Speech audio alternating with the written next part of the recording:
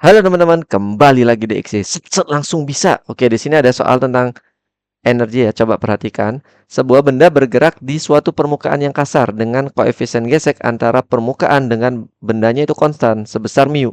Oke.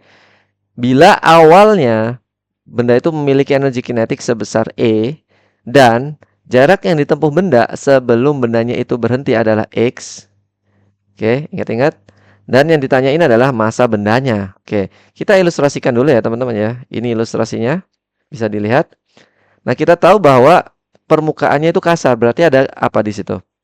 Ada gaya gesek. Arahnya kemana? Ke kiri atau ke kanan? Nah, misalkan bendanya ini bergerak dari kiri ke kanan, ya bendanya bergerak dari kiri ke kanan, maka gaya geseknya kemana? Iya, benar. Gaya geseknya ke kiri. Kan bendanya bergerak ke kanan kan? Berarti gaya geseknya ke kiri. Sebesar F ya di sini ya. Dan jarak yang ditempuh benda itu berapa tadi? Sebelum dia berhenti. Sebesar X. Ya, dia kan geraknya ke kanan sebesar X dan gaya geseknya ke kiri. Dan di situ diketahui bahwa energi kinetik awal benda itu sama dengan apa tadi? Sama dengan E. Dan energi kinetik di sini sama dengan berapa kira-kira?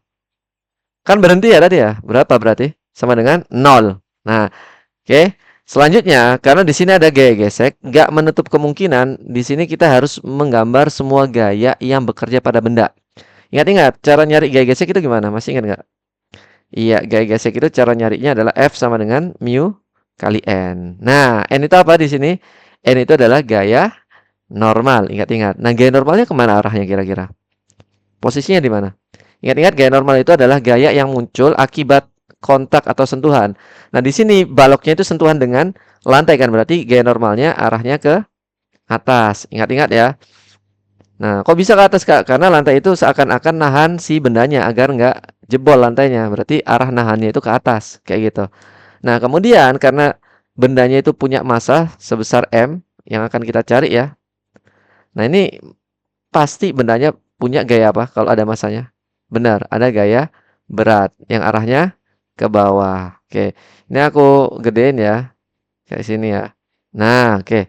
Lanjut lagi. Di sini untuk mencari gaya gesek kita butuh mu kali N. Nah, N-nya berapa sih, Kak? Nah, dilihat teman-teman. Kalian bisa melihat di situ bahwa bendanya itu sebenarnya hanya bergerak kemana? Hanya bergerak ke kanan. Berarti bendanya ini nggak bergerak ke atas dong.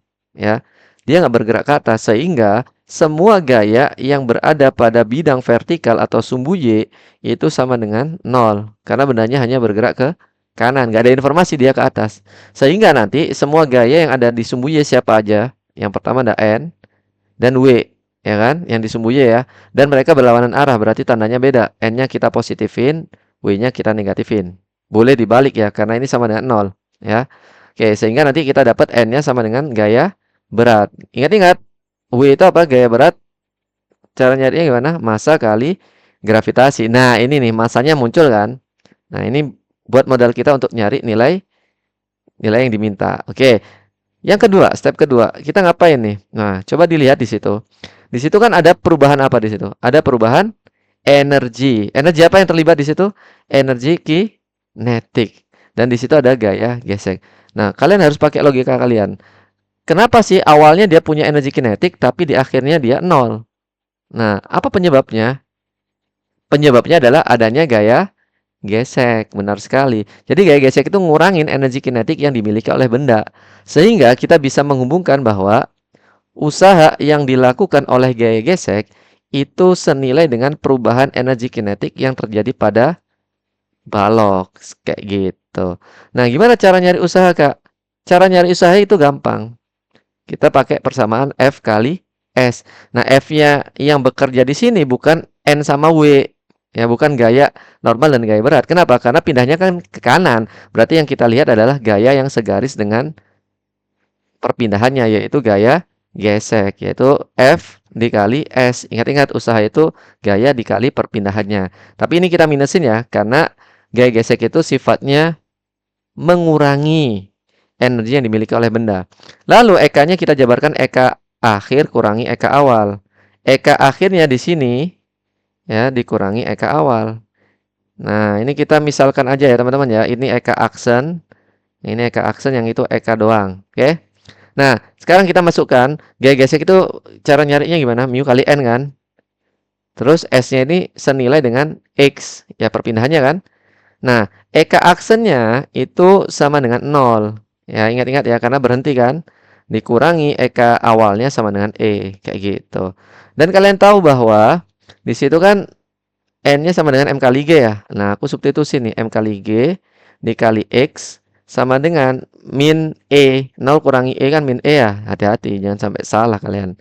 Oke, karena ini sama-sama minus, kita boleh coret minusnya. Dan kita kan butuh nilai M-nya ya. Sehingga kita bisa memindahkan semua variabel yang ada di sana. M sama dengan E dibagi apa? Nah, dibagi mu G X. Nah, udah dapet tuh nilainya. Berarti yang mana jawabannya? Jawabannya adalah yang D. Makanya sat-set aja. Sampai jumpa di pertemuan video selanjutnya.